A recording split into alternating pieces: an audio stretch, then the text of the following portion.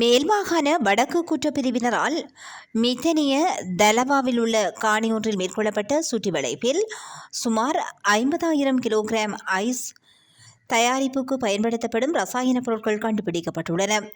இந்த ரசாயன பொருட்கள் 2 பாகிஸ்தானிய பிரஜைகளின் உதவியுடன் நுவரேலியாவில் ஐஸ் தயாரிப்பதற்காக ஒரு வீட்டை முன்னர் வாடகைக்கு எடுத்திருந்த கெல்பத்ர பத்மேயினால் நாட்டுக்குள் இறக்குமதி செய்யப்பட்டுள்ளதாக விசாரணைகளில் தெரியவந்துள்ளது.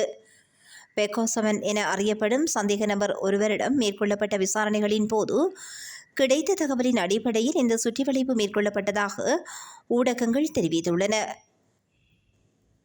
அங்கரபொல பெலச வீதியில் உள்ள முன்னாள் ஸ்ரீலங்கா பொதுஜன பெரமுனவின் பிரதேச சபை உறுப்பினரான சம்பத் மெனம்பேரி மற்றும் பியால் மெனம்பேரி ஆகிய 2 சகோதரர்கள் இந்த ரசாயன பொருட்களை பதுக்கி வைத்திருந்ததாக போலீசார் சந்தேகம் வெளியிட்டுள்ளனர்.